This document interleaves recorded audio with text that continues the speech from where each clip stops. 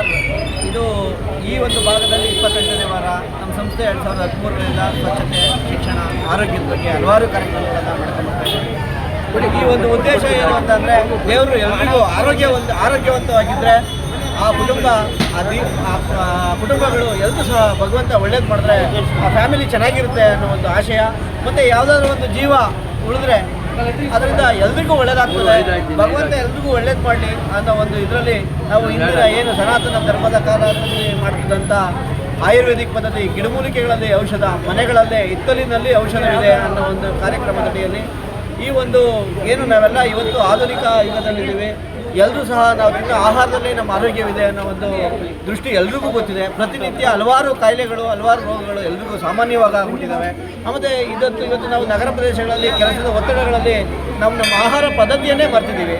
ಹಾಗಾಗಿ ನಮ್ಮ ಆಹಾರ ನಮ್ಮ ಆರೋಗ್ಯ ಅನ್ನೋ ಒಂದು ಕಾರ್ಯಕ್ರಮದಲ್ಲಿ ಹೃದಯ ರಕ್ಷಕ, ಜೀವರಕ್ಷಕ ಸಂಜೀವ್ ಲೆಡ್ಡನ್ನು ಯಾವುದೇ ರೀತಿಯಾದಂಥ ವ್ಯಾಪಾರಕ್ಕಿಲ್ಲ, ಬ್ರ್ಯಾಂಡ್ ಮಾಡೋ ಉದ್ದೇಶ ಇಲ್ಲ. ಇದನ್ನು ಎಲ್ಲರೂ ಸಹ ಅವ್ರವ್ರ ಮನೆಗಳಲ್ಲೇ ತಯಾರು ಮಾಡ್ಕೊಬೋದು. ಇದು ಎಲ್ಲೂ ಆನ್ಲೈನಲ್ಲಿ ಅಥವಾ ವ್ಯಾಪಾರ ಒಂದು ಉದ್ದೇಶದಲ್ಲಿ ಅಥವಾ ದುಡ್ಡಿಗಾಗಿ ಮಾರಾಟ ಮಾಡಿದ್ದಾರೆ.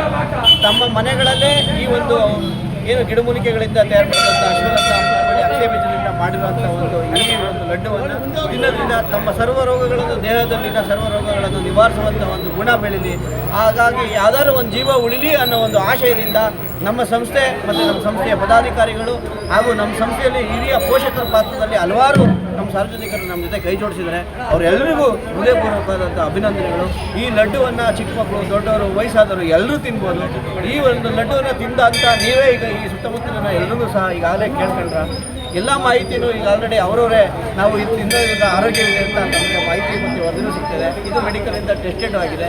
ಮತ್ತು ಇತ್ತೀಚಿನ ದಿನಗಳಲ್ಲಿ ಏನಾಗ್ತಿದೆ, ಇದು ಹೆಚ್ಚು ಜನಮನ್ನಣೆಗೆ ಮತ್ತು ಜನರ ಪ್ರೀತಿ ವಿಶ್ವಾಸವನ್ನು ಗಳಿಸ್ತಾ ಇರುವಂಥ ಉದ್ದೇಶದಿಂದ ಹಲವಾರು ಏನು ಷಡ್ಯಂತ್ರಗಳನ್ನು ಸಹ ಮಾಡಲಾಗಿ ಈ ಲಡ್ಡು ಕೊಡಬೇಡಿ ಅಂತ ತಮಗೆ ಈಗ ಆಲ್ರೆಡಿ ವಿಚಾರಗಳನ್ನು ಬಂತು.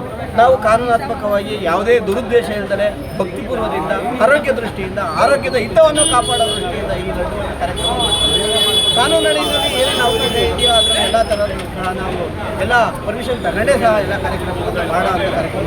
ಪ್ರತಿಯೊಂದು ದೇವಸ್ಥಾನ, ಉದ್ಯಾನವನ, ಪಾರ್ಕ್ಗಳಲ್ಲಿ ಈ ಒಂದು ಜಾಗೃತಿ ಕಾರ್ಯಕ್ರಮವನ್ನು ನಾವು ಮಾಡ್ತಾ ಇದ್ದೀವಿ. ಹಾಗಾಗಿ ದಯಮಾಡಿ ಸಾರ್ವಜನಿಕರು ತಾವು ಈ ಒಂದು ಬರೀ ಈ ಲಡ್ಡುವನ್ನು ತಿಂದರೆ ತಮ್ಮ ಮಾಹಿತಿಯನ್ನು ತಿಳ್ಕೊಂಡೋಗಿ ತಮ್ಮ ಅಕ್ಕಪಕ್ಕದ ಮನೆಯವರಿಗೆಲ್ಲ ವಿಚಾರಗಳನ್ನು ಮುಟ್ಟಿಸೋದ್ರಿಂದ ಈ ಒಂದು ಆರೋಗ್ಯ ದೃಷ್ಟಿಯಿಂದ ಭಗವಂತ ನಿಮಗೂ ಸಹ ಒಳ್ಳೇದು ಮಾಡ್ತಾನೆ ಅನ್ನೋ ಒಂದು ಕಾನ್ಸೆಪ್ಟಿಂದ ಅಥವಾ ಒಂದು ಕಾರ್ಯಕ್ರಮದ ಈ ಒಂದು ಉದ್ದೇಶ ಇದರ ಮೂಲ.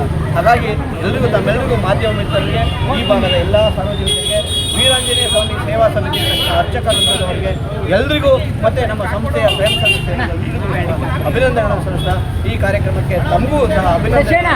ಇನ್ನಷ್ಟು ವಿಚಾರಗಳು ಜಗತ್ತಿನ ಮೂಲೆ ಮೂಲೆಗೆ ತಲುಪಲಿ ಅನ್ನೋ ಒಂದು ವಿಚಾರ ತಾವು ನಮ್ಮ ಸುದ್ದಿ ಮುಖಾಂತರ ತಿಳಿಸ್ಬೇಕು ಅಂತ ಇಂಥ ಒಂದು ಕಾರ್ಯಕ್ರಮಗಳನ್ನು ಏನು ನಮಗೆ ಭಗವಂತನ ಆಶೀರ್ವಾದ ಇದೆ. ನಾವು ಯಾರು ಎಷ್ಟೇ ದುಷ್ಟಶಕ್ತಿಗಳು ಏನೇ ಪ್ರಯತ್ನಗಳನ್ನು ಪಟ್ಟರೂ ನಮಗೆ ಭಗವಂತ ಅಥವಾ ಒಳ್ಳೆಯದನ್ನು ಮಾಡೇ ಮಾಡ್ತಾನೆ ಅನ್ನೋ ಒಂದು ಉದ್ದೇಶದಿಂದ ಈ ಒಂದು ಕಾರ್ಯಕ್ರಮವನ್ನು ಯಶಸ್ವಿಯಾಗಿ ನಮ್ಮ ಆಹಾರ, ನಮ್ಮ ಆರೋಗ್ಯ, ನಮ್ಮ ಸ್ವಂತ ದುಡಿಮೆಯಲ್ಲಿ ತಂದು ಈ ಒಂದು ಲಡ್ಡುವನ್ನು ವಿತರಣೆ ಮಾಡ್ತಾ ಇದ್ದೀವಿ.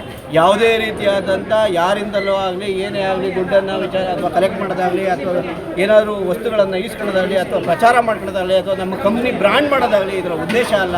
ಇದು ಸಾರ್ವಜನಿಕವಾಗಿ ಆರೋಗ್ಯಯುತವಾಗಿ ಒಂದು ಸೇವೆ ಮಾಡೋದಕ್ಕೆ ಇನ್ನಷ್ಟು ಶಕ್ತಿಗಳು ಸೇರ್ಕೊಳ್ಳಿ ಅಂತ ತಮಗೆ ಧನ್ಯವಾದಗಳು.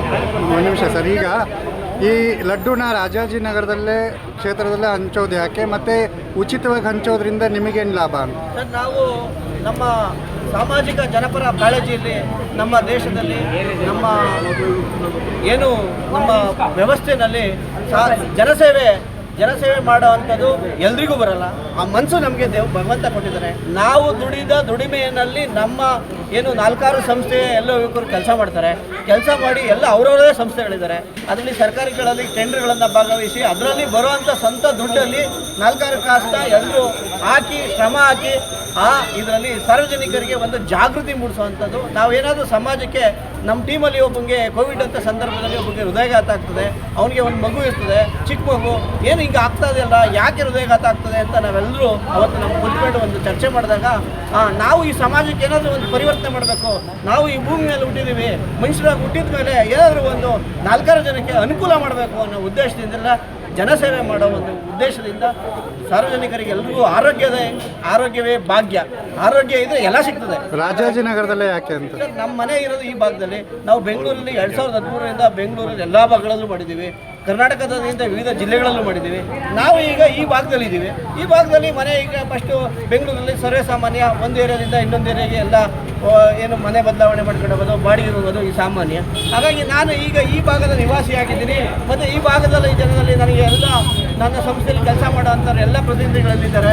ಮತ್ತು ನನಗೆ ಪೋಷಕ ಪಾತ್ರದಲ್ಲಿ ನನಗೆ ಮಾರ್ಗದರ್ಶನ ನೀಡ್ತಾ ಇರೋವಂಥವ್ರು, ಸಹಕಾರ ನೀಡ್ತಾ ಇರ್ತಾರೆ. ಎಲ್ಲರೂ ಸಹ ಇಲ್ಲೇ ಇರಬೇಕಾದ್ರೆ ನಾವು ಅವ್ರ ಮಧ್ಯದಲ್ಲಿ ಮಾಡೋದ್ರಿಂದ ತಪ್ಪೇನಿಲ್ಲ ಸರ್. ನನ್ನ ದೇಶ ನನ್ನ ಜನ. ನಾವು ಹಿಂದೂ ಧರ್ಮದಲ್ಲಿದ್ದೀವಿ. ನಮ್ಮ ಜನದಲ್ಲಿ ನಾವು ಫಸ್ಟು ನಮ್ಮ ಮನೆಗಳಲ್ಲಿ ಸರಿ ಮಾಡಬೇಕು. ನಮ್ಮ ಮನೆಗಳಲ್ಲಿ ಸರಿ ಇದ್ದರೆ ಆಮೇಲೆ ನಮ್ಮ ಊರಿಗೆ ಹೇಳ್ಬೋದು. ನಮ್ಮ ಊರಿಗೆ ಹೇಳ್ದಾದ್ಮೇಲೆ ನಮ್ಮ ತಾಲೂಕಿಗೆ ಹೇಳ್ಬೋದು, ಆಮೇಲೆ ನಮ್ಮ ವಾರ್ಡಿಗೆ ಹೇಳ್ಬೋದು, ಅಥವಾ ನಮ್ಮ ಏರಿಯಾಗೆ ಹೇಳ್ಬೋದು. ಹೀಗಾಗಿ ನಾವು ಇರೋ ಜಾಗದಲ್ಲೇ ಫಸ್ಟ್ ಪ್ರಾರಂಭಿಸೋಣ ಅಂತ ಹೇಳಿದ್ರಿ.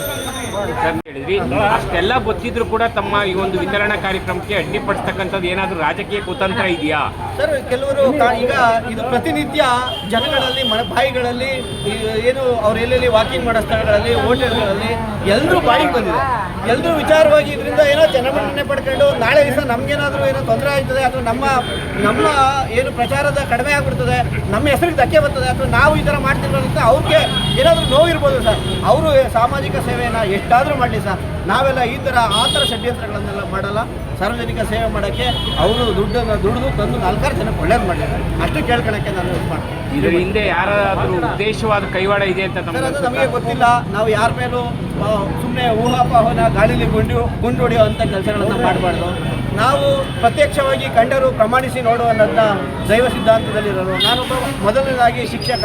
ನಾನು ಸುಳ್ಳನ್ನು ಹೇಳಿಬಿಟ್ಟು ಇನ್ನೊಬ್ಬರ ಮೇಲೆ ಅಪಾದನೆ ಮಾಡುವಂಥ ಕೆಲಸಗಳನ್ನು ಮಾಡಲ್ಲ. ಏನೇ ಇರಲಿ, ನಮ್ಮ ದೇಶ ಸಂವಿಧಾನ ಇದೆ, ನಮ್ಮ ದೇಶದ ಕಾನೂನು ಇದೆ. ಕಾನೂನು ವ್ಯವಸ್ಥೆಗೆ ಯಾವುದೇ ರೀತಿಯಾದಂಥ ಧಕ್ಕೆ ತರದೆ ಸಾರ್ವಜನಿಕವಾಗಿ ಕಳಕಳಿಯಿಂದ, ಆರೋಗ್ಯ ಇಲಾಖೆಯ ಕಳಕಳಿಯಿಂದ ಎಲ್ಲರೂ ಅವರ ಸಮ್ಮುಖದಲ್ಲಿ ಅವರ ನಿರ್ದೇಶನದಂತೆ ಮಾಡ್ತೀವಿ.